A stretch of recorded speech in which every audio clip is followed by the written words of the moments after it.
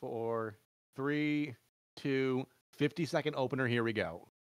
Sorry. Oh, I'm supposed to start work here tonight. Go ahead. Hey, you picked a good time to start. It's a little slow right now, but it should pick up. Okay.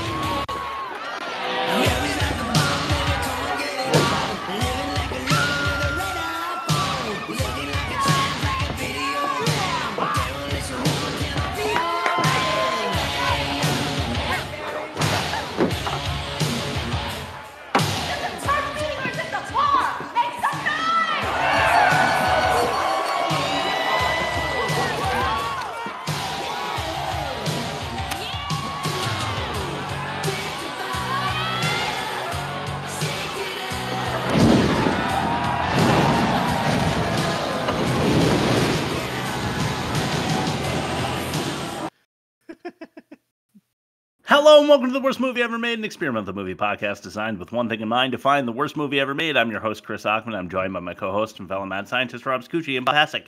Hey guys, how are you and why are we doing Coyote Ugly? Fuck you. That's why we're doing Coyote. So I'm writing down the timestamps because I forgot to do that. Low bar and front. Right. Okay, so I am livid. I am mad. I'm going to probably save all this for the catch-all, but we watched Coyote Ugly, a movie that is based on a bar franchise. So it's basically a 90-minute piece of marketing for a bar that I've been to in Nashville. That is, you know, it is like it is like it is in the movies, but like there's only 10 people there, and then they get you on the bar and they make you dance.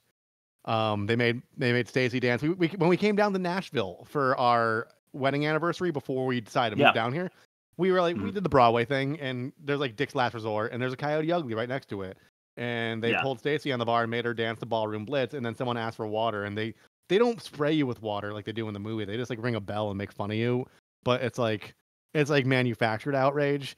And the outrage I have right now for Coyote Ugly, since we just watched it, is genuine. So I'm going to ask you, Bob, how are you? And would you like to describe this piece of shit, garbage, asshole, fuck, nut, idiotic movie that we're about to get into?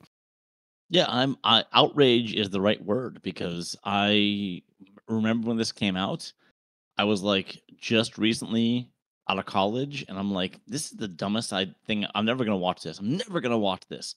Never thinking that I'd be on a podcast 20 years later. Exactly. All right, you want the bumper? Yes, I'll describe it. All right. Hey, Bob's about to do one of his famous movie explanations.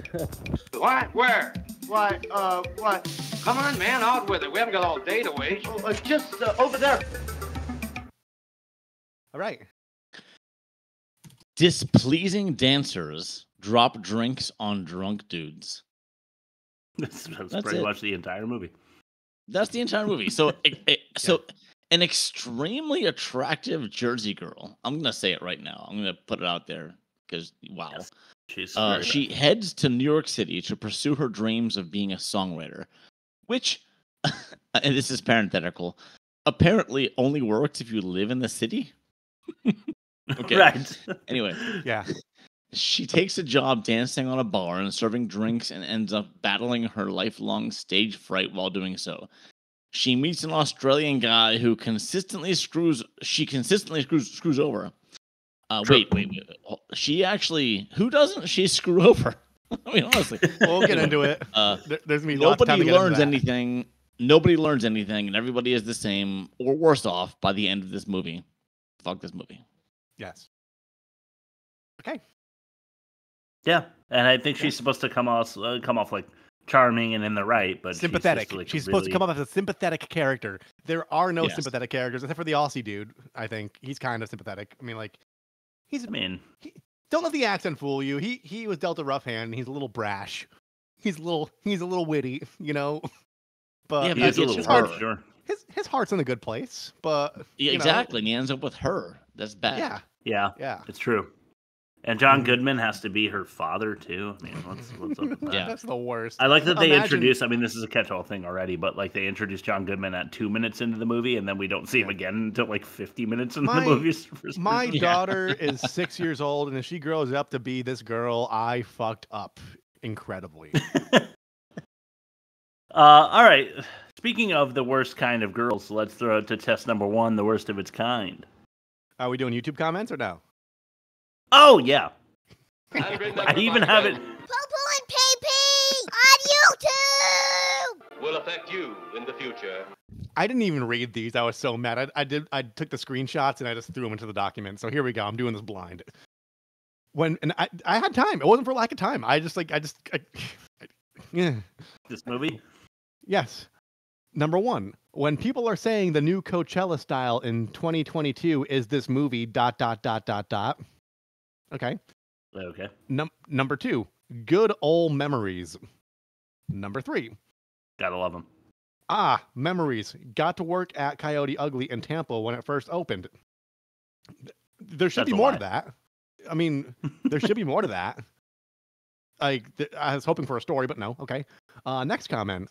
LMAO. The way Rachel punched that guy is iconic. Ha ha ha. Exclamation point. Exclamation point. 3 rolling laughing emojis.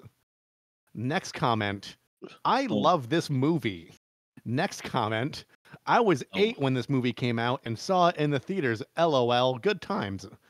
I know people are all just like bringing back memories, but not extrapolating on them, which is really frustrating. Next comment. I was a senior in high school when this came out. I missed the early 2000s. Next comment. I love the optimism of the 90s. Next comment. Here from the Gone in 60 Seconds DVD. So they saw the trailer and they're like, okay. I have 3 more. The last one I'm saving is my favorite. So next one, now that I'm looking at them. I'm legitimately don't remember what this film was actually about. It's like Top Gun, but rather than love story and planes, this was love and bartending. Okay. That's the worst analogy I've ever heard. Next comment. It's even worse than I remember. And my favorite one that I'm looking at right now is John Taffer. Shut this down. He would. Is that raccoon shit? I'm shutting this place down. I gotta watch Bar Rescue. I've only seen clips of that show, but I need to watch Bar Rescue. Oh my god, it's amazing. That might be my next thing. I mean, I get to I hope on what we're watching next week, we have you talking about John Taffer and Bar Rescue. But that is another guilty pleasure show, of which I have many. So you can start your spiel about Jersey Shore and Love Island and all that stuff now if you want, or make fun of me for it later. But why don't we for now throw it to test number 1, the worst of its kind? It's fast food. You enjoy it, but you regret enjoying it. I'll just say that. Yeah. The airplane. The telephone. The electric light. The vitamins, radio, and even television. It's the worst of its kind. Okay. Burlesque with Cher. Anybody seen that one? Is that the one where she's humping the cannon, or is that the USO show? I get the two confused. I think USO show. Okay. That's a 37. Dreamgirls with Beyonce and Jamie Foxx is 79. Was that good? I didn't know that. Oh. Chicago with Richard Gere and Catherine Zeta-Jones in 86. We'll never watch. High Fidelity, which I'm sure that Rob has seen because it's starring John Cusack and Lisa Bonet. Like it. That's a good movie. I like it. Yeah, it's good. Bonet. 91 there. And The Proposal with Ryan Reynolds and Sandra Bullock, one that my wife has seen, said was like kind of crappy. 45, an average of 67.6. Coyote Ugly, what did that have? Based on YouTube, like 45. Okay. Yeah, I'm going to say 40. People liked it. A 23. All right, so a deserving 23. I think that's about right. I think the critics were about accurate there. It's probably about a 23. It's not the well, I shouldn't foreshadow. Negative 44.6 and the worst of its kind. Let's throw it now to test number 2. Ain't that a pitch? How about that kinky sex? I can't resist your charm, Danny boy. Wow, what a pitch! All right. You cut out. What was that? I said I think I went first to last. Okay. You want to go first, Bob, or you want me to go first? It's been a while. Sure, I'll go first. All right. And I'm ashamed of this one, although very proud at the same time. Okay, nice. Okay, my pitch for Coyote Ugly. There once was a girl whose mom expired. A girl who was a songwriter. At least she aspired. She meets a man with Aussie chops who wins her over without Cosby Drops and measures a good night by setting the bar afire. Funny you should say Cosby Drops foreshadowing. Oh my god. That's fucking great. That was one of your best pitches, Bob. For sure. That was fantastic. Shit, who has to follow that? I laughed so hard I'll follow when I finished writing it. I'll follow it because I'm actually confident about this one. Okay, I like mine too, so we'll see. Violet is a songwriter, or so she thinks, but she doesn't like playing guitar, crowds, or trying to sing. A Jersey girl with a heart of turd. How will her music ever get heard? Better flash her jiggly bits to the entire scene. Yes. True. Yes. I hear that works. Okay, a booby bar with no boobies, no thanks. A bunch of tame, fake, sexy skanks. A bar full of cucks. And the manager sucks. But worse yet, they casted Tyra Banks. True. Want to do a team? I'm voting for myself. I'm going for myself 4-5. I mean, Bob's was fucking great. I'm going for myself 4-5 as well. Want to do All a right, team I'm going tie? for myself 5. So what does that mean? 4, 6, 9? That sounds like the correct math. Let's just do a team 4, 6, 9 and tank this and see if we can make it lose to Manos. Hey, I think this is our last. Is this our last chance? Next week's our last chance to tank Manos, right? No. I think it's next week our last chance. Yeah. All right. Yeah, I think so. Okay. Let's hope. But we lose track of episodes all the time because we did 9 instead of 10 like idiots anyway. Yeah, we're fucking morons. What was the whole point of that? Well, we had a whole bracket idea and 8 made sense. And then we stopped doing that like 27 seasons ago. So it's 9 a season now. All right, speaking of offensive, let's throw it to test number 3, the motive. Is the girl safe? Got a great ass. Mrs. Trent, you better stay with the car. Stay here alone? Not on your life. You can sit right here on my thing. Modern women. Got a great ass. Yeah, they've been that way all down through the ages, especially in a spot like this. The most offensive. Yeah. Number 5, bar owner babe with bad business blueprint. And by this I mean, she's got fire marshals and cops coming in all the time because they know that like she is running a bar a way that no one ever should, like by lighting the bar on fire and giving out free drinks and allowing fights and no boobs and like it's just the lamest biker bar ever. But her alcohol waste, I can't even imagine. She'd be out of business in a month. Oh, there was a point where there was a fist fight and then she was like, "All right, free drinks for everyone." Like there's 300 people in there. Yeah. Are you fucking serious? You're out of business now. Great job. Give away the entire bar. Anyway, that just bothers me. Maybe more than most. 4, practically petrifying Poppa popping a Yui on the Parkway. Yeah. Rob mentioned this in our text stream. Yes. Yeah, the guy that just had a heart attack, right?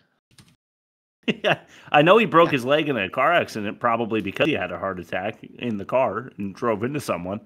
Because instead of eating lean cuisines and Brussels sprouts and whatever else, he's eating KFC and McDonald's constantly, making in poor taste John Goodman is fat jokes, which I did not include, but I thought about. Yeah. But yeah, I mean, Jersey's driving past the tolls and she's going to do open mic night for the first time and like really show up and do it. And then she literally like crosses like 6 lanes of traffic to do a U-turn back after he was traumatized by being hit by a car at that very immediately after. Like he just got out of the hospital. And they're like, okay. Yeah. How much more fucked up can you be? All right, how about our first clip of the day? All right, what we got? What's this one called? This is Number 3, this is dying. Hi, I'm Violet Sanford. I just recently moved to New York, and I was wondering if you would give my tape to one of your artists. Violet, that is so cute. Now let me tell you about me. My name is Wendy, and I first moved to New York when I was 21 to be a dancer, but I broke my big toe. And then I got knocked up by this actor who dumped me to join the Peace Corps. So for the last 16 years, I've been raising my daughter all by myself. And then 2 weeks ago, she tells me that she is a bisexual and that she hates me more than any person on this planet. Unbelievable. Now, tell me how I can help you, please, because I am dying to make your dreams come true. You know what I love? When I make a simple request to a person to do like a kind act of bureaucracy and they just wield their terrible life over me as if it's my problem. Yeah. Yeah. That's my honestly. favorite thing in customer service. Hey, my internet's slow. Can we see what's going on with my data? Well, yeah, like my kid crashed the moped into my car. I was like, I don't give a shit. Fix my internet. Yeah, it's horrible. But then what's worse even still is that the fact that her daughter is a bisexual is supposed to be the mark of shame, a scarlet letter. Yeah. Yeah. So that's awful. They're just saying that if you work in the entertainment industry, you can be an asshole and people will deal with it. That's what they're saying. Yeah, and that's what they're trying. Like everybody in the industry is shitty, and they're not going to do you any favors. You have to make it on your own, kind of deal. Yeah. Hey, I don't know if you guys noticed this one. This is number 2. Navy nerds nabbing and dry humping tap house hooker. And I. So she's not a hooker. She's totally a bartender, but it worked for the alliteration. So at some point, there's like a bar full of dudes, and it's getting out of hand. So Jersey picks up a mic and starts singing to get everybody's attention. But as that's happening, there's a bunch of Navy guys that literally stole the other blonde bartender, and they're all just like dry humping her in a circle. She's like, help! Like trying to get out, and all these Navy dudes are literally just like fucking humping her. It's a really, really strange moment that you're not supposed to pay attention to. It's really bad. Yeah. Yeah, it's really fucking bad. But so what's number 1? Not as me. I know, right? It can't be worse than that.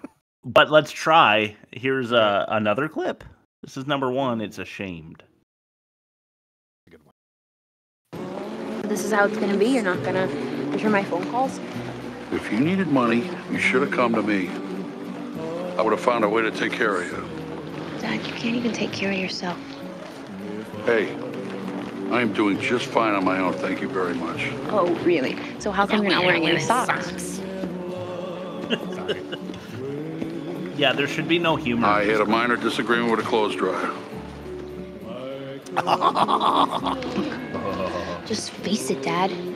You need me. And I moved out, and that's what bothers you. No.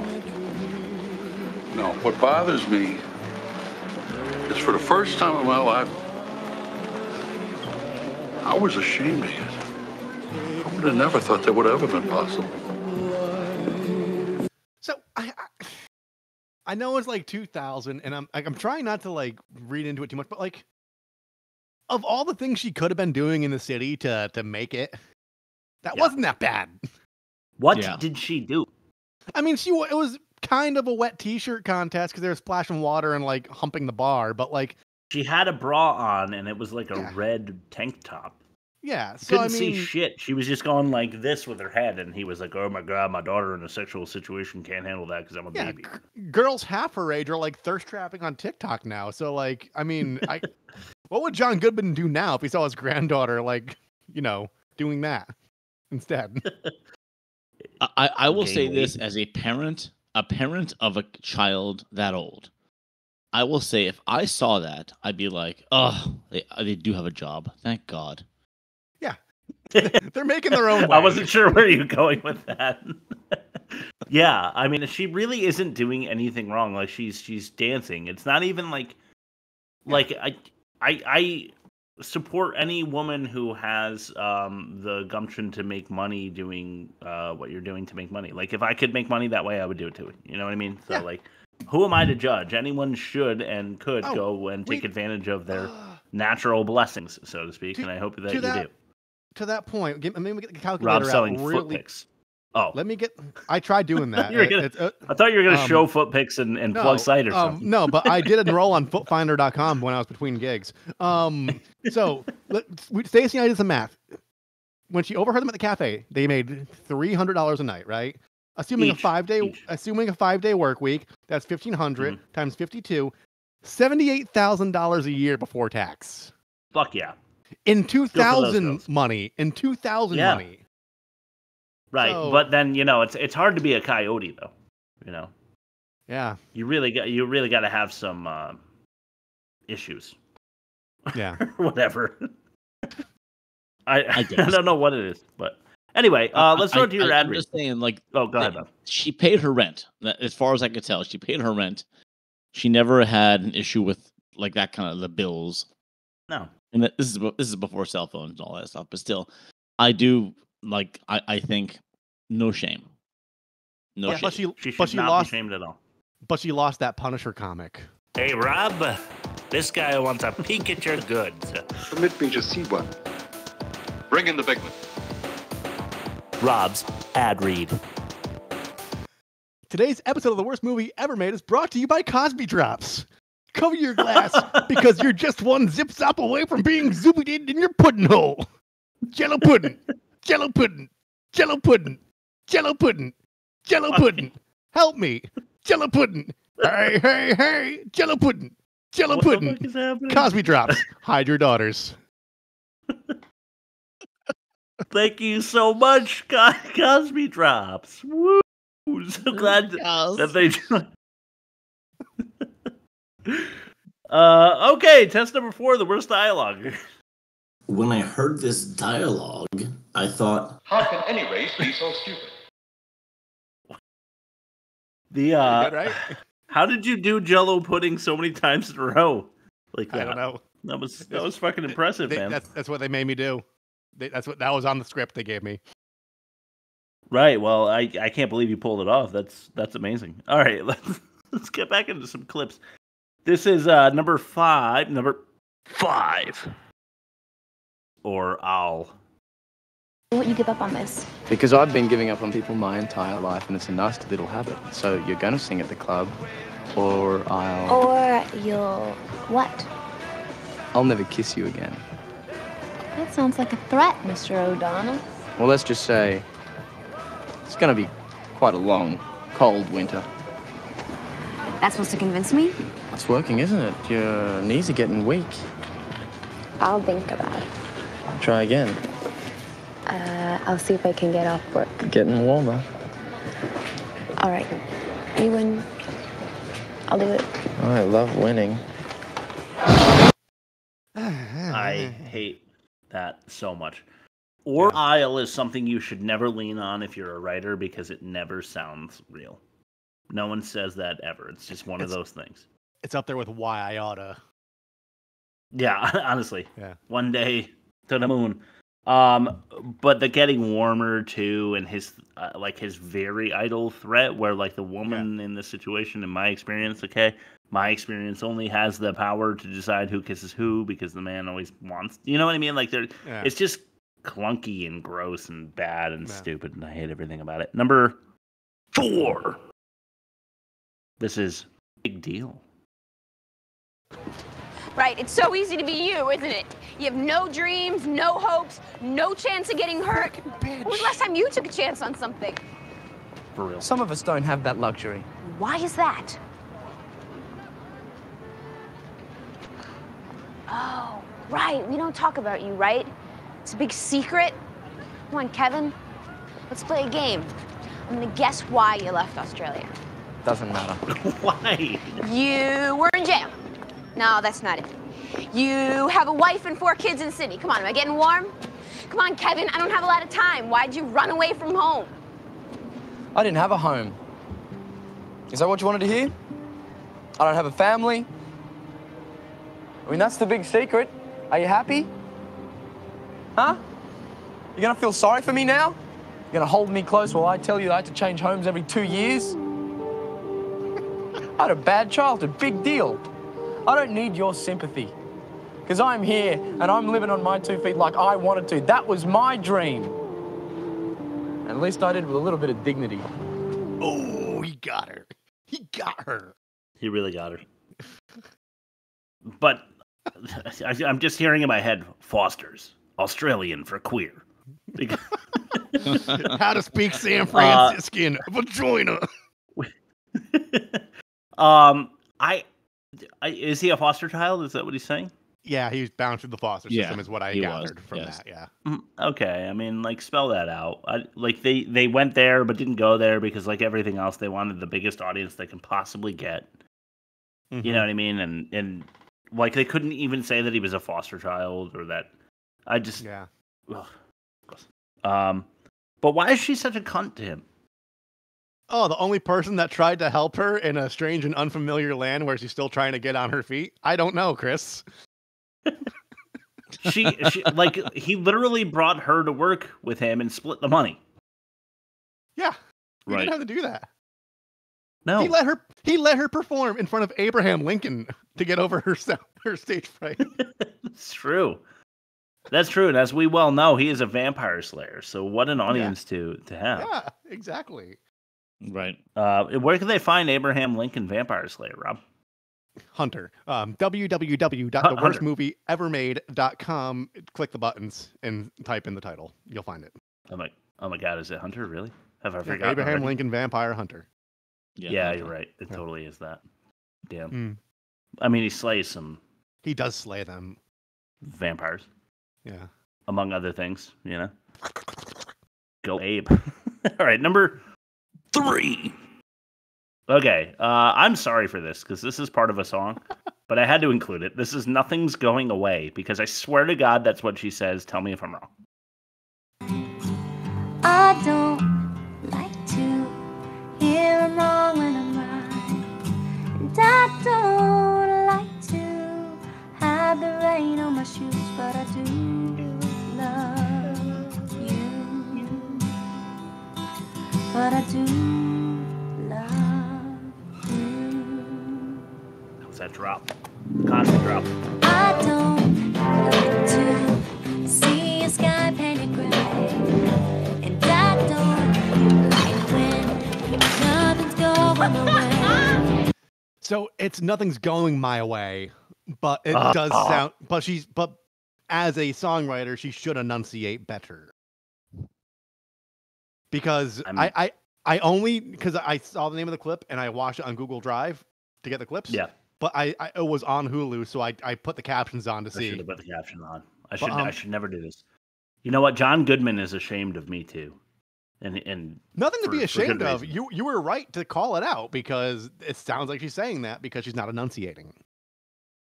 I mean, it's still trash, right? Yeah. And we got 2 worse than that. Let's start with number 2. Toddlers. You're giving me a job? I'm giving you an audition. Don't be late, Jersey girl. I don't mean to press my luck, but would you mind telling me why you're hiring me? Because the average male is walking around with a toddler inside of his pants. A 2-year-old right there inside his dockers. Ew. Men have 2-year-old children in their pants? That's why you're hiring me? Ew. You look like a kindergarten teacher. The kids will love it. Sorry I asked. Coyote Ugly, financed by Jeffrey Epstein. Yeah. It was the bar owner, Lil, that killed him. Yeah. That doesn't need any explaining, so let's throw it to number 1. Snare roll. Thank you. You know what? Fuck it. Oh, you ready for some cringe? Here it comes. This is 4C. I'll meet you. Okay, we're closing up, girls. Can I ask you something? What? What does Coyote Ugly mean? Did you ever wake up sober after one night stand and the person you're next to is laying on your arm and they're so ugly you'd rather chew off your arm than risk waking them? That's Coyote Ugly. My All right, let's God. go, ladies. Well, why would you name your bar after something like that? Oh, because Cheers was taken. Fair question. Cabs are out front. You're rich, Jersey. Yeah. Have a good night. The woman who purchased me is named Sandy Rosenfeld, a divorcee with 3 grown kids, a passion for long walks and short-haired hunting dogs and Italian opera. Her ex-husband is a CPA. Her favorite artist is Van Gogh, and her New Year's resolution is to lose 15 pounds and to see Barbara in concert. Okay, I owe you. So what was that auction for? Just to have dinner and get owe you? Because I was pretty sure she was paying $250 for that hot Australian rod. They were going to touch tummies while rolling around. They probably did. It's just they didn't like go that far to show it. Yeah. You think he went out back? If you know what I mean? Yes. Back alley ball bobbling. Coyote Ugly, the name of the bar, is when you wake up with someone really ugly, and that sucks. Why is it called? Because you'd rather bite off your arm than wake them up. Yeah. Like a coyote would bite off their own arm to get out of a bear trap. I don't understand. Like that 127-hour guy that James Franco played. But Yeah, when that he was a like rock. cut his arm off. What with don't a you get, spoon or something. Chris? If the Rock was a coyote. No, I that's don't not get it. why you name your bar Coyote Ugly. Yeah. Even if the term is that, you would like to bring in customers. Yeah, it's like calling Not your be bar like you're gonna get Shitty so- One Night Stand Central. Yeah. With, like, ugly girls are here is the name of the bar. But it's already done well before this movie even aired. So, who is the loser now? Rob? I don't know. They should make a Hard Rock Cafe. No, they should make a Planet Hollywood movie. Can you imagine? Bunch of stupid shit. Hulk on the Hogan walls. is an alien. Anyway, all right. Let's throw it to test number 5, the worst production. Forgive me, Father. I've sinned. Sorry, that unbelievable. We're on production, you said, right? He does not forgive me. How are you gonna make this movie? Shooting first and asking questions later. What do you got, Bob? Well, this is really an assumption more than like research. I think this was, and this is my tagline, was made only for sex appeal. So yeah, Jessica Simpson. I don't know how old you guys were in the early 2000s, but she was like the 13. sex symbol of the early, like Yeah, I aside from Paris Hilton, I Yeah. guess it was Jessica Simpson, and she was offered this role. She was offered the role, and she only declined because of the partial nudity and the sex scene, which, by the way, was ultimately cut anyhow. Like the sex scene was like, Yeah, I barely was in gonna it. say I don't remember that. I remember like the other blonde chick's like butt cheek is the only thing that you see that's like halfway. Yes. half- Yes, that halfway was intriguing. all. That was all taken out eventually. Honestly, it was. They both kind of had the same issues. Like, we don't want this in the movie. But Jessica Simpson said no way. And anyway, she sucks as an actress apart from the music in the movie. And like sexy bartenders dancing while being soaked with water is all the movie has to offer. Like, there's nothing story-wise that this movie had that was original. It was like, if you take it down to the bare bones, it was like every other 80s, 90s rom-com type bullshit. Mm-hmm. And yeah, I think it was just for sex appeal. Yeah. That's my opinion. So the tagline is made only for sex appeal? Yes. Yeah. Well, I mean, like, I completely agree, but it's so tame for being a sex appeal movie. Yeah. It really is. But it's a sex appeal, not sex. Yeah. It's not showgirls. It's like a Like a beer commercial. Yeah. Like a beer commercial from the 80s. Yeah. Yeah. Yeah. All right. But why? Like, you know, there's a reason that other people don't make movies based on beer commercials. You know. Yeah, we're unpacking it right now. We actually are. All right. We're breaking the fifth wall or something. Test number 6, the worst acting. The saucers are up there, and the cemetery's out there. But I'll be locked up in there. It's the worst acting.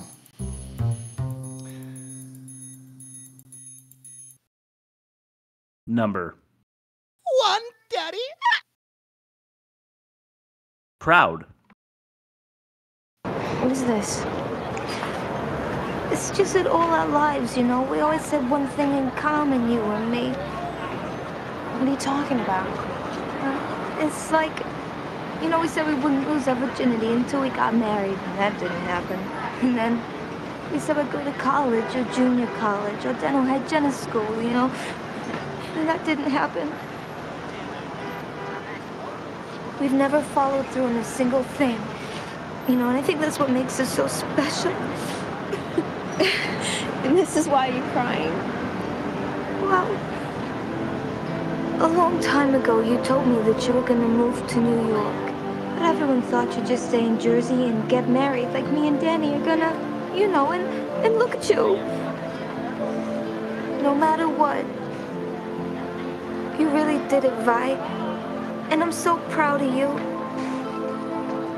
Proud? I just made a discovery. And I don't know. I don't even know if it's accurate, but she said me and Danny, like just like me and Danny did. And I just realized that Danny is like so, it's like Danny, but New Jersey'd. Yeah. Like Danny is the New Jersey version of Danny. Yeah. I don't know why that, like for me, that's so accurate. Also, is she crying? Yes. Yes, she is, Chris. Is that a Grease 2 reference, or is that Danny? Denny.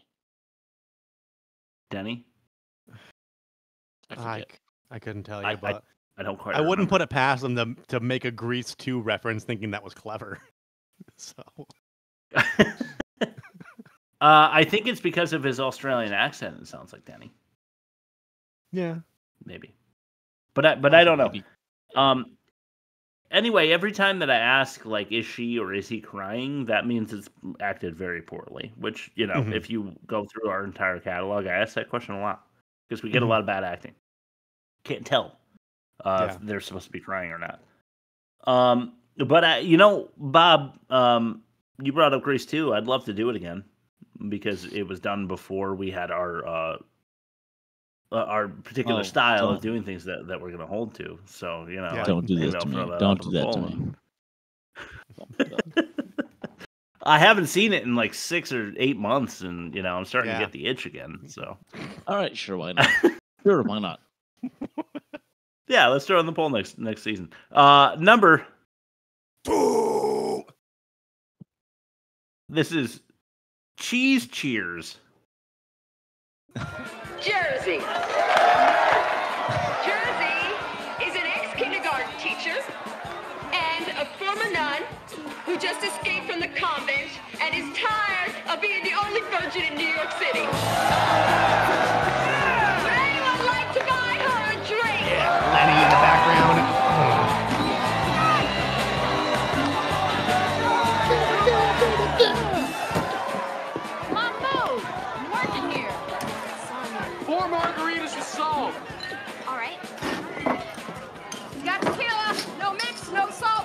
Okay, how about a Black Russian? No mix, no salt, no blender. But Lenny Kravitz had to be worked in. Yeah. It's a fucking bar. She's a ex-kindergarten teacher, ex-nun, and the only virgin in New York. Why are these things that I want to fuck? Yeah, I never got the whole virgin thing. It's like, don't you want somebody who like knows what they're doing? A little experience to would like be- a certain degree. To a degree, yeah. Yeah. All right, let's throw it to number Hyman Pez. 3. This is Cheese on the Keys.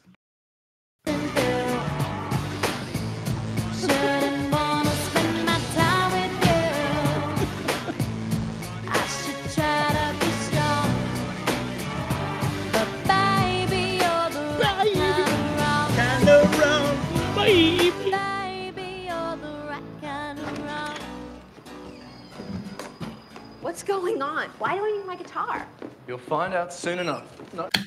This is one of those things, once again, where the soundtrack doesn't exist in their reality. So she sees some dude breakdancing, like, I don't know, like across the alley in like his own apartment with his window closed. But like that beat, she's like, yeah, because like someone in a focus group when they were punching, someone was punching up the script like, we need an urban guy that inspires her to write her pop song. And then it's like some like 45-year-old dude like this at the board meeting with his arms crossed. Yeah. You need to go to theworstmovieevermade.com and click our YouTube link and watch this one after Sunday or after to see this clip, because it's so fucking cheesy, where she gets the inspiration from the breakdancing guy across the street who's got like hip hop going. Oh my god, it's fucking awful. We have Natalie and Bruglia at home, guys. Sorry, I'm muting myself on this. All right. Let's go to number 4. Yarg. This is Low Bar. I told you not to break the rules. What are you talking about? I'm talking about you and your boyfriend making a scene in my bar. I'm talking about a friend of mine inside with a broken nose. The rules were simple, Jersey. I fired girls for a lot less. What, so I can't have a boyfriend now? What kind of stupid shit is that? Hey, this place is my home, and I'm not willing to risk everything I have on your personal life. It's business, plain and simple. This is not business. I work my ass off for you, and you're supposed to be my friend. I never said I was your friend. I'm your boss, and you knew the rules like everybody else. You stop with the rules. It's a bar, for Christ's sake.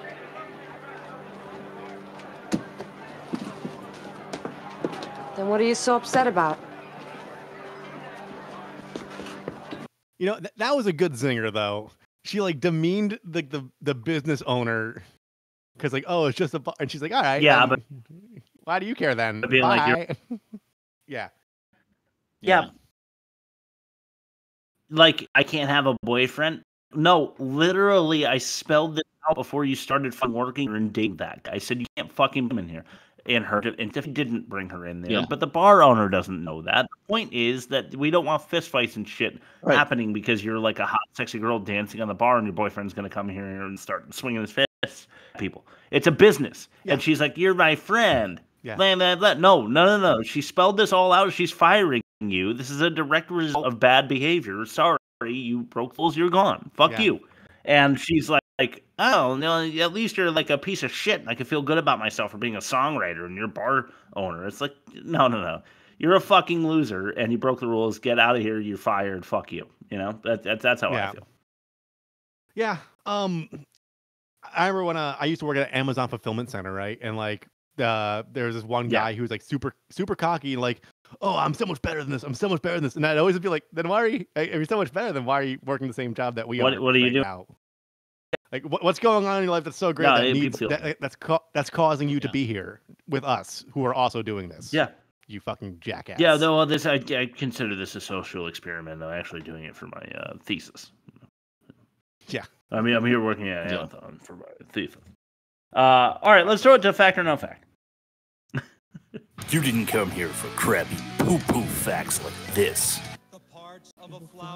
Might be my favorite bumper ever. It's funny. It's my least favorite. Chris, your audio's fine, but your video's locking up. Oh shit. Okay. It's I don't know why. No, you came here for some stone cold facts from Bob, like this one. In my land, women are for advancing the race, not for fighting man's battle.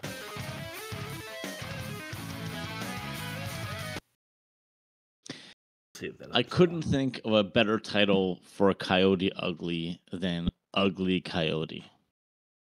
So there it is. Well, I mean, that's fair. All right. Fact or no fact is me giving you 4 things that are real and 1 thing that is a lie, and you trying to find out the lie. Here we go. Leanne Rimes did all the singing for Piper Perabo, who was the lead actress. Okay. Second, Piper Perabo used a body double for the sex scene in the unrated version of this movie. Third, Tyra Banks tore her meniscus dancing on top of the bar. I hope so.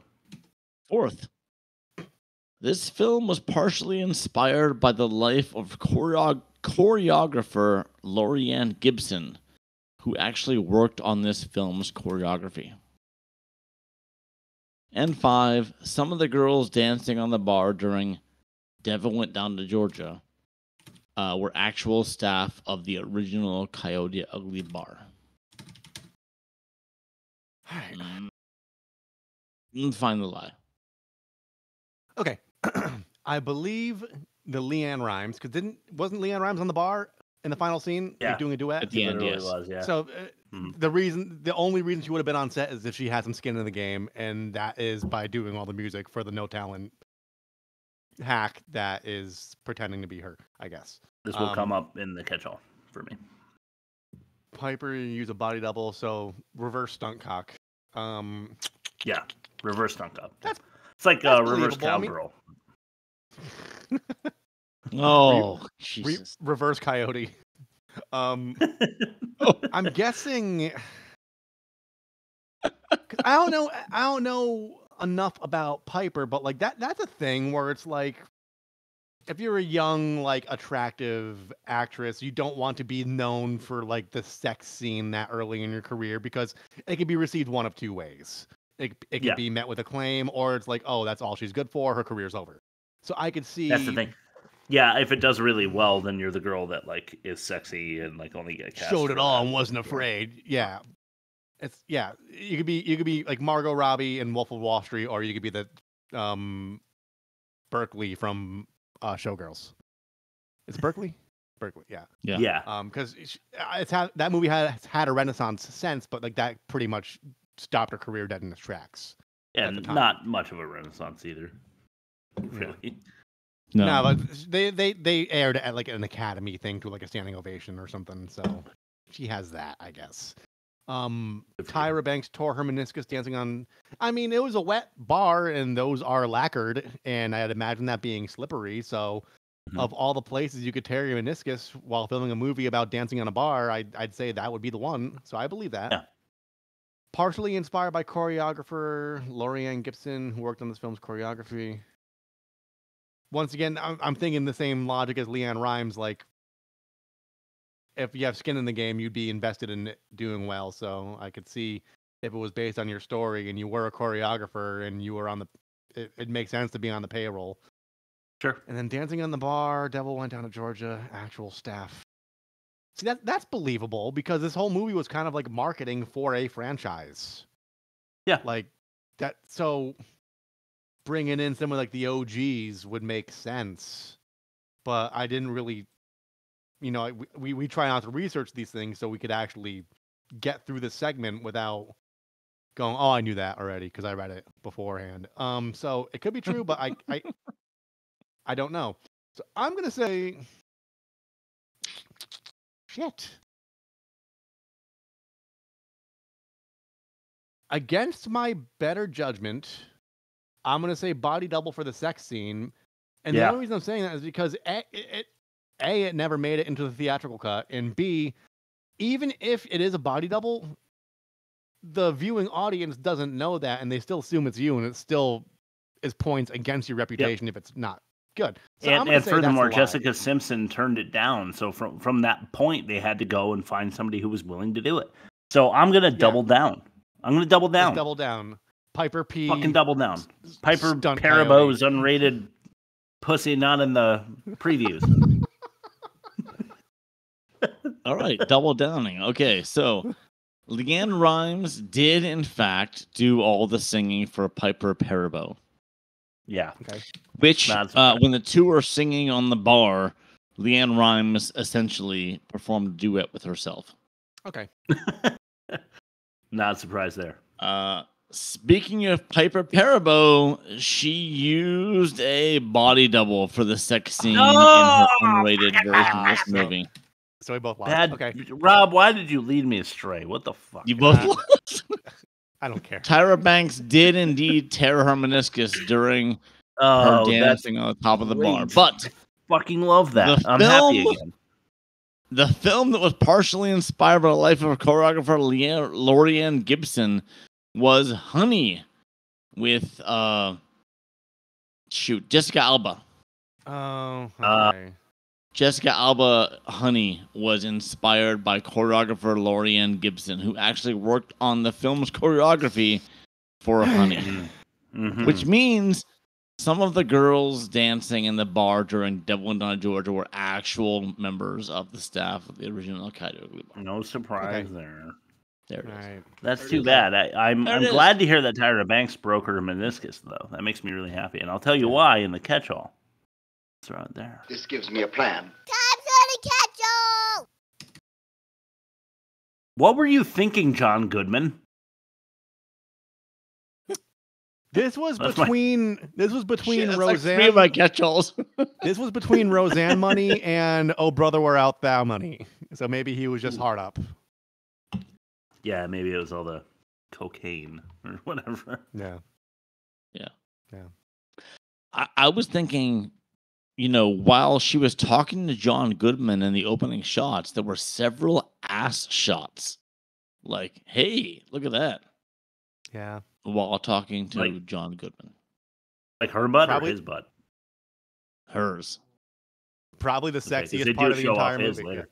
I have no shame in my affection for her rear. She is a rather attractive female. I don't blame you. Yeah, she was. Was. So I'm assuming kind of she's still It's alive. my age. She's almost exactly my age. I can say that. Oh, no shit. Yeah. Like 4 months apart. Something like that. You looked into this. I did. You still got a shot, Bob. So I didn't really write things down because I wanted to let my rage control me on this one, but see where it goes. My biggest beef in this movie on the first, second, and third act are the shifts in temperament. She moves to New York, her confidence gets shaken way too easily, and then she puts herself on a pedestal way too easily, and then everything falls apart, and she reacts in a very volatile way way too easily. This takes place over the course of what, a couple months? I think. I assume, yeah, maybe. Yeah. Or a few weeks, maybe. Yeah. But so it's like she went from like, oh, I'm not good enough to, oh, I'm hot shit to, oh, everything fell apart and it's nobody's fault. It's not my fault. It's everybody else's fault. And then immediately shifts to like, oh, I have stage fright again. Like, yeah, she is a shit. Not buying it. Yeah. I wrote keyboard roof access. Kind of nice. But I'll go again. Who is that guy pointing in the direction of 30 or 40 people? She's like trying to get the bartender to like tell her who that guy is. That's like he just like is attracting everyone in the club. It turns out to be the Australian dude.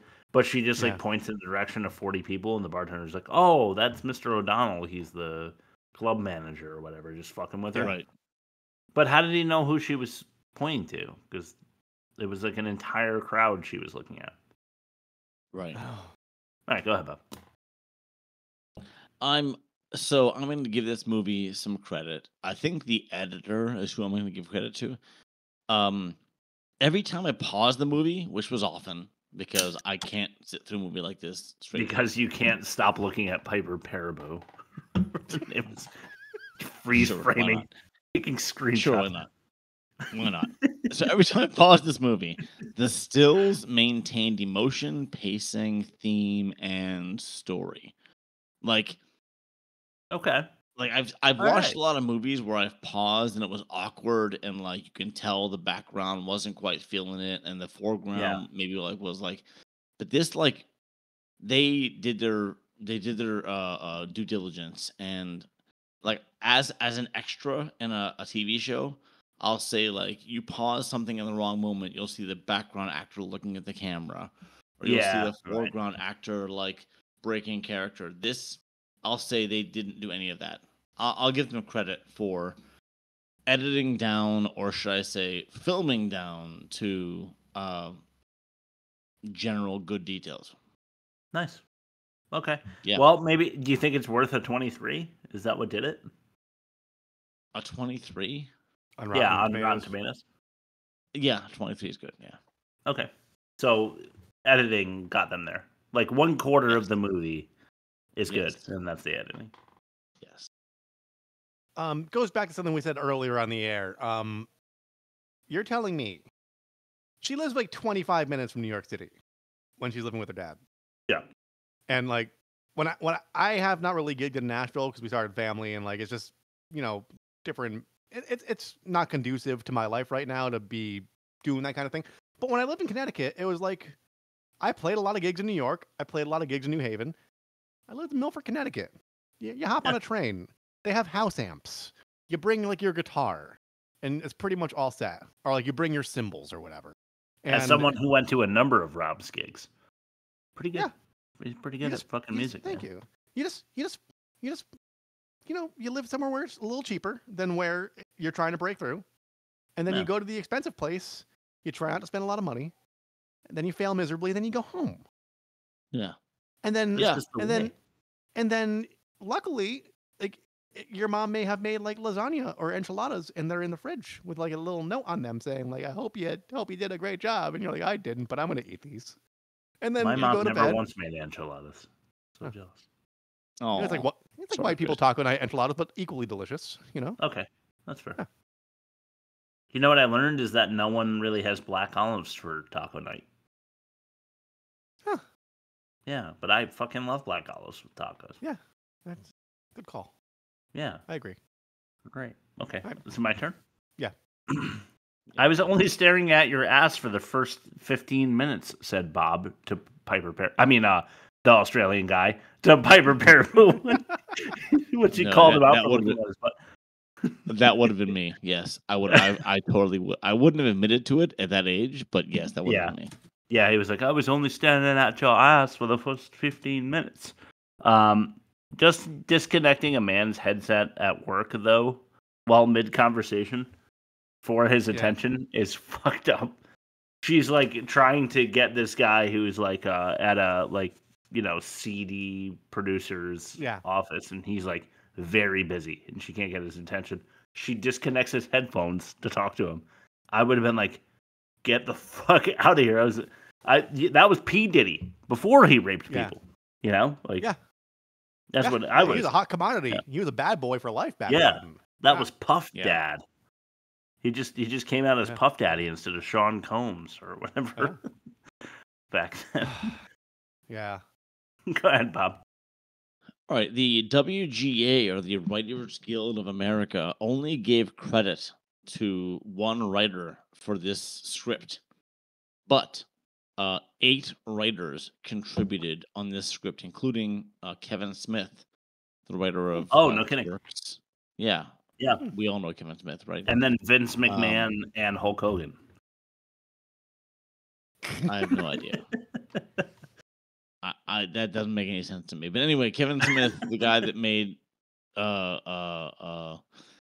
Clerks and Mallrats, Dogma. Yeah, exactly. Yeah, he was one of the 8 writers who wrote this script, but the original script was given credit to a woman who actually wrote a screenplay that scarcely resembled this film. Like, it actually didn't resemble it at all.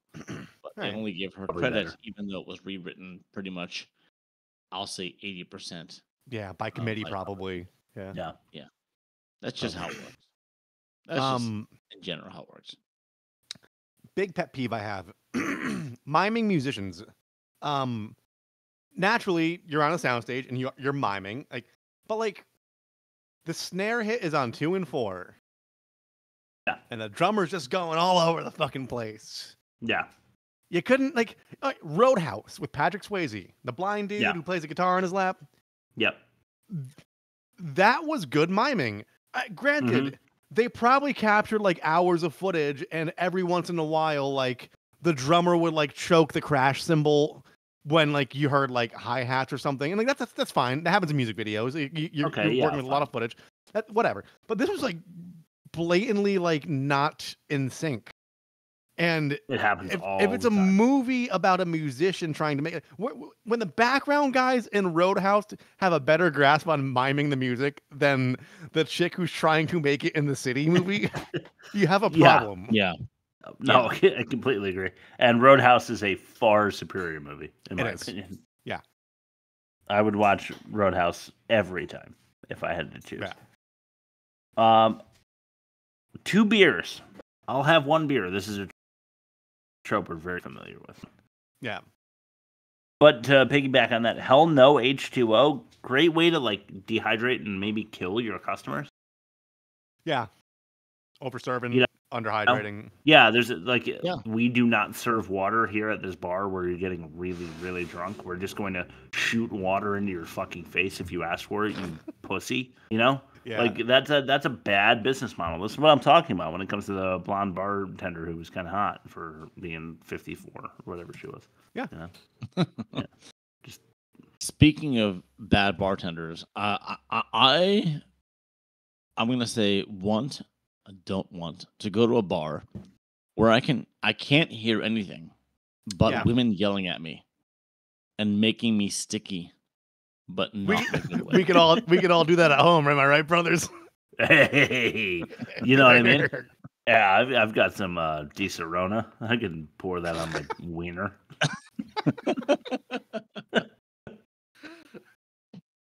I don't have that. Yeah. Go ahead. That was my yeah. So the guy works as a short order cook, as a fish trucker, has a monger. A really fucking nice place. A lot of vintage comics. And he can afford cardboard cutouts of various presidents and others. That's true. Yeah, that's true. That just goes to his former jobs part-time. Like I worked in a video store part-time and I had all kind of cardboard cutouts. Ah, that's a good point. That I could bring home, and I was like a college student. So yeah, I'm gonna say that was a previous job of his. I don't know what. Out your bingo cards, because I think officially Bob is giving this movie too much credit. He's blinded by the piper. I'll take it. Blinded by the butt. All right, keep going, Rob. That's it. It's just it doesn't add up because he has that's a pretty big apartment. If that was his apartment, unless that was just like one of his jobs that he was at after hours to do that thing. Yeah, but that's like that kind of square feet in like today's money would be like $4,000, $5,000 a month. Oh, easily. Yeah. Yeah. And Bob, I just keep ragging on you because I want this to become your like dildo door. That was for me for Tank Girl, you know, where we just like make fun of you about Piper Parabo until the I don't care. She's gorgeous and she's my age. I'll take it. But I meant to say that we don't have water. On the last one that I said, my last catch-all, we don't have water. Triggered Devil Went Down to Georgia dance on the bar, which apparently they do that every time that like somebody orders water and they spray them, then they do the Devil Went Down to Georgia dance on the bar. Right. But I really liked how 2 guys were fighting and then Jersey went up to him and she was like, "Here's $10, don't fight," and that worked. Right. It worked. In the times that I've been in a fist fight, I don't know that some girl coming up to me and offering me $10 not to do so would work. But what's more, she gave him $10. She's like, "Hey, why don't you guys both simultaneously ice out that chick at the bar with the $10 I gave you?" True. Yeah, they're gonna have to split it. Yeah. Yeah. Somehow. Yeah, right. Go ahead, Bob. So I went back to Singing breaks up bar fight, which we already talked about that. Yes, we did. Yeah. I'm gonna say the only way to explain my stage fright is to be slutty to you, and then and say that fear is the same as raging hormones. Apparently. Yeah. Not only did they drive across several lanes of traffic and almost kill everybody in the car. Yeah. They careen onto the sidewalk after her set was supposed to have already started like 15 minutes ago. Truth. And the band, who was presumably hired for their time, were waiting patiently. Yes, they were. What reality is this? Not one that exists. Okay. No. Yeah. Yeah, exactly. And just to add to that, no rehearsal. Right. So Right. she could sing, she could play guitar. She made CDs with that little like iMac that's got the cool colors and like the wiki the little like, piano DJ that thing. But I doubt she could write sheet music or notate it or like do Nashville numbers or like give them a chord chart. So she just gave a bunch of people sight unseen a mixtape, and then they booked the show and they played it flawlessly, despite her overwhelming stage fright and all she'd been through. Right. Yeah, maybe she played like Guitar Hero or Rock Band for a week before that, though. Yeah, that's a good point. Yeah. You know, to get ready. Yeah. For what a crowd really feels like. You know. Yeah. I'm not buying it. You know. They somehow get everyone to clear the bar off instantaneously every time they do a dance. Yeah. It should be full of beers and peanuts and cocktails and napkins and all sorts of shit, but every time they dance, there's nothing on the bar. So they're like, hey, everybody, pick up everything in front of you. That's never, ever happening. Never, ever, not once. Guys, we're really badass here. Just pick up your drinks for about 35 seconds. This is how we do it here. We're really cool. We're really cool. We like to dance. just pick up your drink. When you put it back down, put it on the coaster, because if the bar's wet, then they'll slip and they'll fall down and they'll get hurt. Tyra Banks tore her meniscus. Yeah. It's true. That is my point. All right. The product placement. MGD, if you weren't around in the early 2000s, that was Miller Genuine Draft. Casio. Yep. Keyboard. This is why I don't watch commercial movies or streaming shows, because it's constant product placement. Yeah. Yeah. I'm of two minds when it comes to product placement, because they exist in the real world, and people, if you see someone drinking a can of Coke like casually without like making sure the logo is like facing the camera like Bob is right now, we got paid $37,000 for that spot right there. We actually did. Yeah. We have to own up to that. It's keeping the lights on, but like Stranger Things did a good job. Like she likes waffles. Eggos existed in the 80s, but I digress. John Goodman lives with a life of guilt because his wife gave up and he didn't push her hard enough.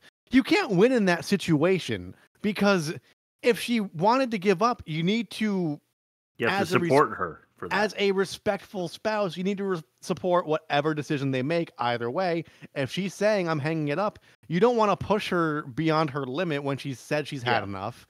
But then if you don't do it, then it's like, will you be resented your entire life for not having pushed them that little extra nudge they needed to do what they wanted to do to follow their like? What do they want? What does John Goodman want out of this? Like the odds are so stacked against you becoming a pop star too, that like it might as well have been Einstein's wife being like, no, keep going. You'll find relativity. You'll figure it out. You know, like. Yeah. I don't blame John Goodman for being like, you're never going to fucking succeed in the Hollywood, like pop star business, because that shit doesn't happen to anybody. You have to hit the lottery. But like, I don't think he should be carrying all that guilt for like his wife saying, okay, not for me, and then like just going, okay, like do something else. I support you doing something else. Completely. Coca-Cola Zero. What else? What else can you do there? Yeah, that's the way to go. Yeah. All right. I can't tell. I'm gonna give them a check minus for the forced irony of his extinguishing the fire marshal. Yeah. So he comes in and like doesn't want to order anything, and the Jersey's like, "You gotta order something. This is not like pay for parking. You have to like get something." So he gets a water, and then because she knows the rules, and if you have a water drink, you have to like douse the person in water, and it's the fire marshal. So forced irony. But I can't tell whether or not I like that. Yeah. So, check minus. Yeah, Go ahead, I'm Bob. with you on that one. This is near the end. John Goodman shouting to the toll booth guys while U-turning. Oh my God, yeah. That ain't happening. Like you're not hearing him. I have that too, but I have a little bit more catch-all to get through before I get there. So holy shit. Okay. Go ahead, Rob. I'm done then. I will riff on your laundry list because I can go on. I for have days more as well. catch-all for this movie than I've had for any other movie. I got 3 more or 2.5 more. Bob, why don't you do your 2.5 and then Chris will lightning round and we'll riff on that. Yeah.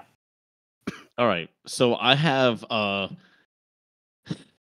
this is in her last musical number. She harmonizes by herself. You can't do that. Like I'm no musician, but you can't harmonize by yourself. Yeah. I don't see why not. She's a ventriloquist. This is where my half comes in. Oh, John Goodman, please, John Goodman, don't dance. That was my half. And here's my last full one. Every time Violet passed by that heavy bouncer, he was reading a book about college. Oh, that was Phil, right? That was our boy Phil. Yeah, and Phil. Selmo from We'll Pantera. get to that. We'll get to that. I thought that was funny. We're not going to get to that. That's it. Don't repeat it. I'm going to get to that.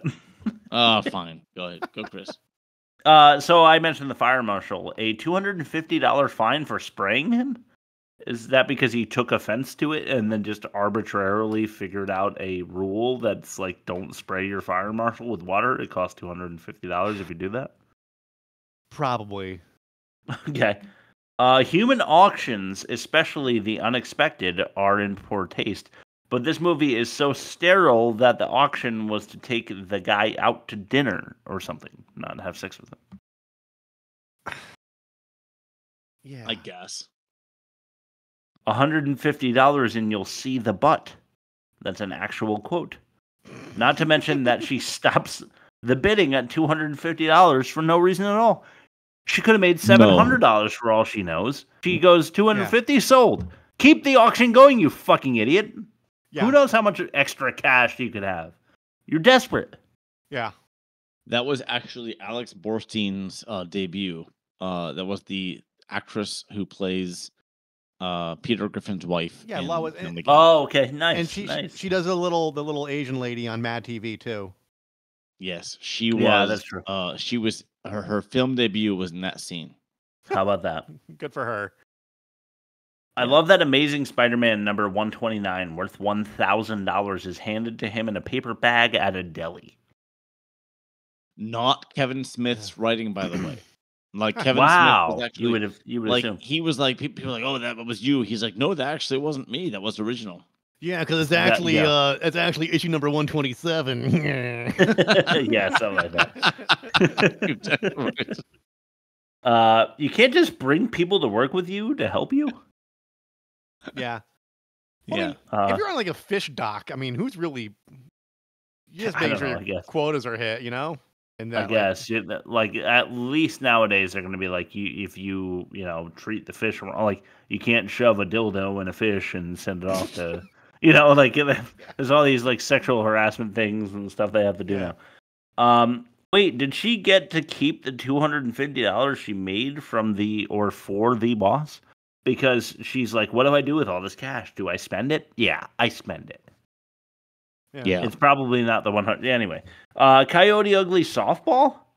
Are we talking softcore shortstops here? Because like she's stripping. Just softball, man. Yeah.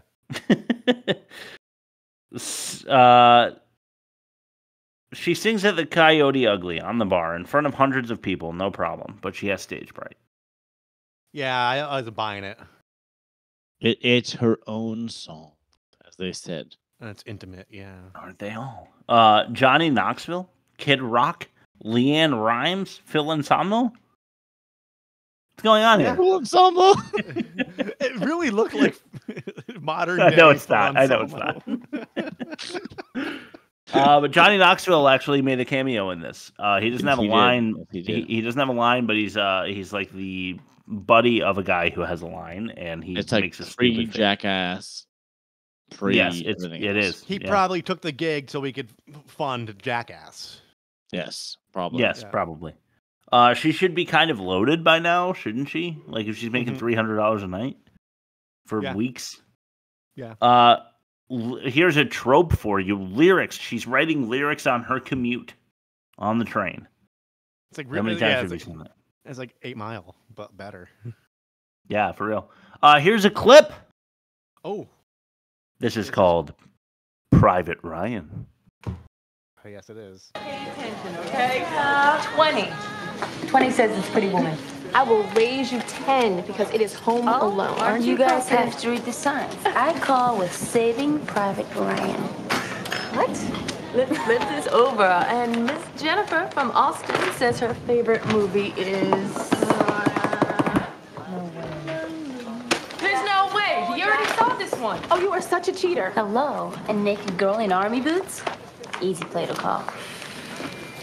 Thank you. So Saving Private Ryan is her favorite movie, the Playboy. Yeah, I guess Which so. one is it? Yeah. It's Playboy. Yeah. So many issues at the end presents too much conflict. It's honestly groan-worthy in my opinion. So the dad gets in a car accident. She loses all her money. She gets fired. She loses her boyfriend. There's just too much shit that happens to her that they're trying to make you feel down, but they're forcing it too hard. And you're at a certain point, you're like, fuck this. I don't know. If it wasn't for the podcast, I would have given up on the movie 10 minutes in. But at this point, I definitely would have given up on it because this many shitty things does not happen to a person in one day. Yeah, it gave me Stacey likes all the crime and medical procedurals like Grey, Chicago Med, Chicago Fire, Chicago PD, Law and Order, all that. And it's I was getting that vibe. You're in the precinct. I understand. You're in the special victims unit or whatever. But are there that many cases flying at you concurrently while someone's personal life in the precinct is causing issues with the DA? It's just obviously not. I know it's written for the dramatic effect, but it's too much. I bet they just show up to work and then oh, we gotta do we get the forensics back on that case? And okay, and they're just it's typing completely unrealistic. Typing lightly, and then oh, on Thursday we better check out that warehouse that we got that lead on once the warrant clears. Okay, that's it. Yeah, right. And not a main character getting shot every 3 episodes and somehow being okay. Same vibe. Right. All right, I've got a question for you both. Okay. The nurse. She asked John Goodman on a date, the dad of Jersey, right? And she gave him Old Spice, yeah. Do you think he was packing hard-to-kill hospital hog-style heat? He must have been. You remember Hard to Kill? Hard to Kill, what was it? Hard to Kill Hospital... Hog-style heat. Hog-style heat. Yeah. Okay. Because Steven Seagal apparently had a huge wiener in Hard to Kill. So the nurse peeks at it and she's like, I gotta make love to this guy. Right? I'm wondering if John Goodman is out because of the broken leg in the car accident and this nurse is asking him out on a date. I'm wondering if it's because he's got a huge wanker in there. I mean, yeah. I'm gonna say to not incriminate myself. And then the camera pans around and he's got a little tiny ponytail back there. and the mustache, the Fu Manchu, maybe. Why does the bar owner care if anyone finds out she's from Piedmont, North Dakota? Who gives a fuck? Yeah, it's image crafting. If you tell anybody that, I'm going to kill you. Who gives a fuck? Yeah. The toll 123. What's that horse shit? It's when I John don't think it's Goodman's real. like, give him the Yeah. 1, 2, 3, and the whole like toll booth goes like makes different colors and shit, and then they do it again Yeah.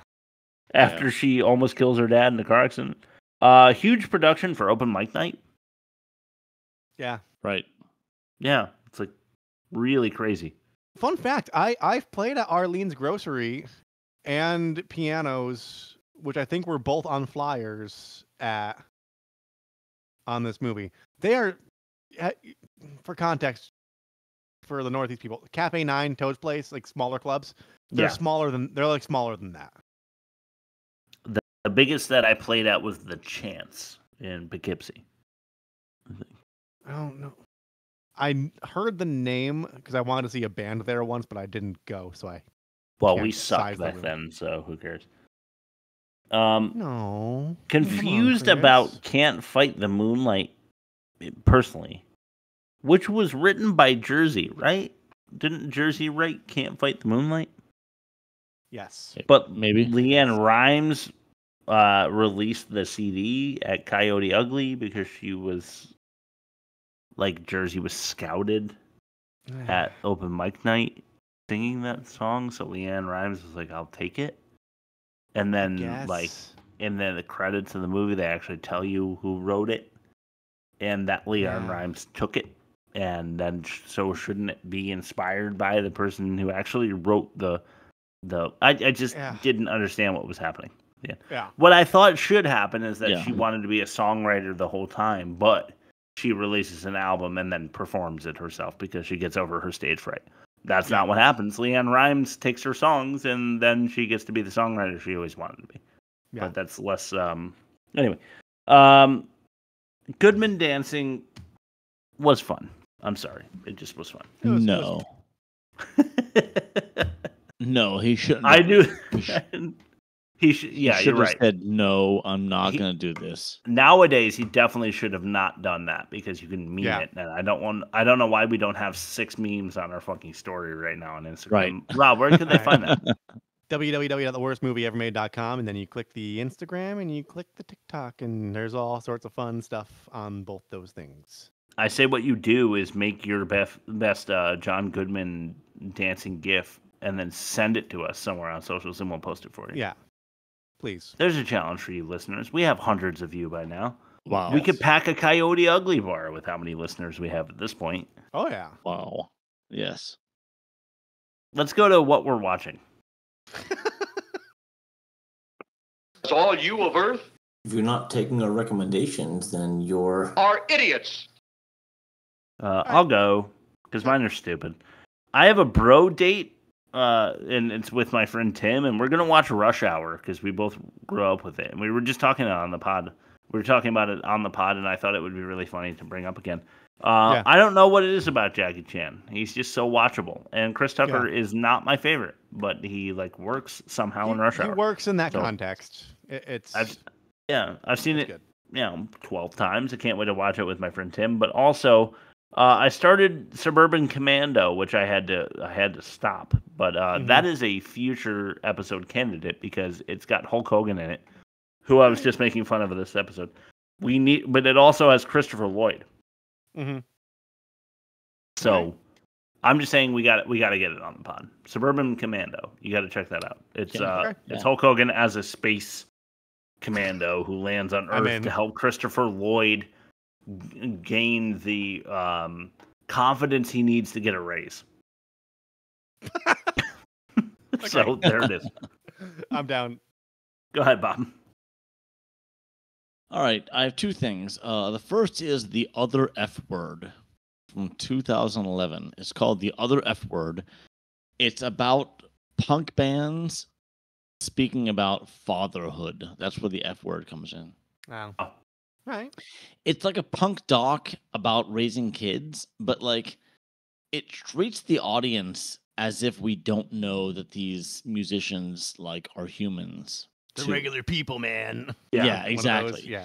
And it irritated me because I was of the exact age of these guys raising kids, and I'm I'm not a punk musician, but I still subscribe to the same like ideology, and I'm like, I can like separate the two things. Like, yeah, I got to raise two decent human beings, but I still want to be indie, in the sake of like fuck the machine, fuck the corporations, but at the same time like I got to raise two decent citizens. So yeah, it was insulting watching this. So I gave it like, I want to say I gave it like 2.5 stars out of 5, because it was like, I know these things. Any intelligent human knows these things. Yeah. But the documentary made it like, hey, this is like the revolutionary. You don't realize that these people deal with these things. Anyway, I it's on Tubi. I wouldn't recommend it. Speaking of things that I already knew growing up, but I'm going to say I saw the movie anyhow. It was Less Than Zero, 1987. RDJ, yeah. Andrew McCarthy, Jamie Gertz, Robert Downey Jr., James Spader. It was about a coked out and drunk Robert Downey Jr. who makes problems for everybody and then dies. That's the whole movie. The only way that that's separate from reality is that he's still alive. Yeah. Yeah.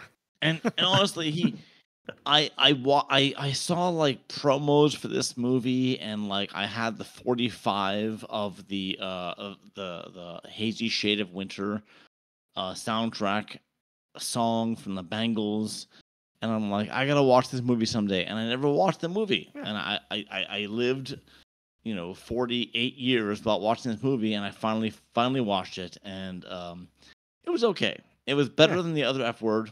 I gave it like 3.5 out of 5 stars. It's okay. It's nothing groundbreaking. It's nothing interesting. But it's okay. All right. I will not be checking that out. It's a Bret Easton Ellis adaptation, so it's the same author that wrote American Psycho. Oh, okay. It's the same novel, same novelist. Yeah, that I think the one of his earlier adaptations. That makes sense, actually. What do you got, Rob? I've been on a true crime bender. So, last podcast on the left, they recently got a new host after the Kissel controversy, I'll call it. They did a 3-part take on the Warrens, the Connecticut, the Connecticut demonologist that they based the Conjuring franchise on. Yeah, and it's all really bullshit. good. Yeah. It's a really good rundown on like their life and times, like what they sincerely believed and how they embellished what they sincerely believed for the sake of capitalizing on it. That was fun. And then you turned me on to JCS Criminal Psychology. Yes. I watched a bunch of those. He hasn't updated in a couple of years, so no, it's been forever. I subscribe, but I'm waiting. But Explore with Us is another they're pretty channel. good. They're pretty good. They're JCS inspired. Yeah, same wheelhouse, same kind of narrative structure. I watched one about this kid Brian Cohete. Okay. He's just like a teenager. He's like like 19, 20 years old, I think. Yeah. And mother was cleaning his room and found like body parts. Oh, I see. Yeah, his closet. I think you might have even said that. And they go through his whole interrogation. Him just like he admits to everything, but the part that was really fucked up is the cops show up with the warrant and they're like, "What's going on? What's in the house?" He's like, "A human head and severed human hands." Like matter of factly. So I've been watching that kind of stuff. I've been liking the documentary because like I like when they go through these interrogations and then they pause and like the narrator says something really pithy. He's like, yeah, right, yeah. No, I love that. That's why JCS is so good. Yeah, JCS when the girl like locks her husband in like a suitcase and like just leaves him to die. Yeah. And like he's like she's like, I'm telling the truth, and like he paused like she wasn't telling the truth. Yeah, right. It cracked me up. As it turned out, me up. She wasn't telling the truth. Yeah, so I was doing like last podcast on the left, JCS and Explore with Us has been kind of my thing this week. No real movies. I've been on like a sometimes I like storytelling, sometimes I just like information being rattled off at me in a humorous way. I get it. So, yeah. So that's all right. Let's throw it to back credit names. Yeah. Stupid! Stupid!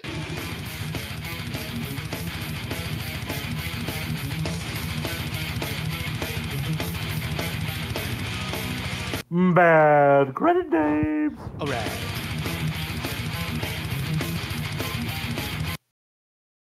Buddy Joe Hooker. Nice. I mean, he's been on the pod a million times. Yeah. Bob, this one's for you. I'm sorry, but Piper Paraboo. Her name just sucks. Yeah. You'd think that she was from Australia with a name like that. I hope she sucks. Oh, God. Udi McCoy? McGoy? I don't even know how to say the last name. It's McGeoy. McGoy? Mm-hmm. Udi McGoy? Bud? Someone named Bud? Yeah. Timothy Boot? Okay. Clifford Clatt? Ew. And then my winner this week is not that funny, but his name is Don Goodman. Okay. Okay. Being in this movie with the name Don Goodman must suck. Yeah. Yeah. There's John Goodman, and then there's you. Yeah. By no relation, Don Goodman. Other Goodman. Right. Less good, in my opinion. All right, let's start with the offensive minigame. Say, Lieutenant, to get that funny odor, how could I miss it? That's the smell of the offensive minigame. Fuck up father, or terrifying turnpike turnaround. I'm gonna go with the turnpike turnaround. Actually, yeah, it was a different Wow, time. okay. The dad was trying his best, misguided, yes, but like she almost committed vehicular manslaughter on several different levels. Okay, I like it. Yeah. Woman watching wizard, or military men molesting a barmaid. Military man molesting barmaid. Yeah, barmaid. Yeah, this is more Wow. Fuck this movie. Torgo touching temple tits. God. I've had to go so basic at this point. I don't know what to say because I've ended up talking about Torgo's, molesting every week for 7 weeks. So Torgo touching temple tits, or daddy unduly disappointed in desperate dancing daughter. Temple tits. Temple tits, but doesn't matter. 'Cause Coyote won. Doesn't matter. Yeah, Coyote Ugly won. Doesn't matter. Yeah. All right, so let's sort of the movie comparison to see how Coyote Ugly does the rest of the way. This gives me a plan. Let's compare the movie. I hope Coyote wins. Hands, the Hands of Fate, or Coyote Ugly. Hands, the Hands of Fate, negative 51.4 and worst, or Coyote Ugly's negative 44.6 and worst. Obviously, it's man. I'm sorry, but it is 7.2% or whatever. Worse. Numbers don't lie. Yep. I say our team 4.69 ought to wash the Bob 4.75. It's only 0.07 difference. But numbers matter. Says the math teacher. Yeah. Computer science. Fuck. All right, fine. Bob, you win. Offensive, we just established his guy Coyote Ugly. Dialogue is Manos. Yep. Yeah. No budget, low budget, or just for sex appeal, or only for sex appeal. No budget production wise. It's still a winner. Still worse. Yeah. Yeah, I agree. Acting is Manos. Yep. Torturing teens, or I wrote crappy cameos like Kid Rock, Phil Anselmo, and and Johnny Knoxville. Is that demerits? Yeah, and demerits, or torturing teens by way of the cops. Yeah, I think Phil Anselmo. Yeah, let's go with the crappy cameo. Okay, by sweet. proxy. But fine, the worst movie of the season is still Manos, The Hands of Fate. Or Hands, The Hands of Fate. Yeah. Next week, do you guys know what won? I haven't looked since I voted for Bob's movie. He finally got one through. I voted for it too. Yeah. We all made it happen this week. The Glove. All right, here's the bad news. Listening audience, you have to watch it on Tubi. because the only copy I could find online was like the YouTube version with like subtitles from Netherlands Chechnya. or something Yeah. like that. Oh, Jesus Christ. No. Okay, The Glove Right. with Rosie Greer, 1979? 1980? Yeah. Yeah. Yeah, that's the one. Okay. Christ. Mhm. I can wait for that. Rob, why don't you plug us and throw it to Bob's last word?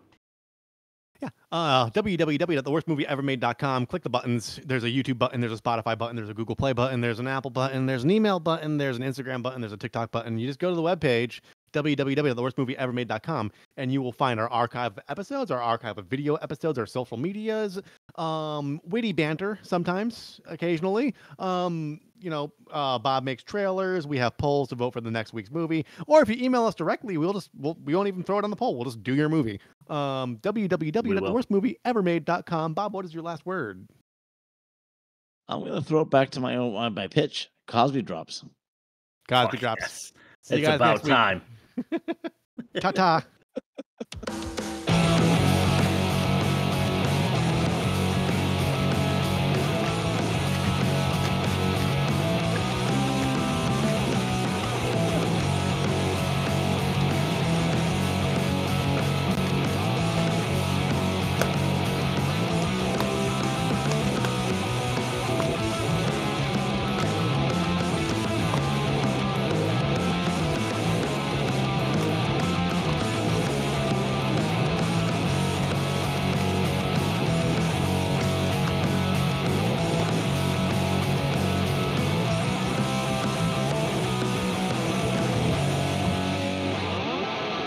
Look at me, I'm dancing like a Coyote Ugly.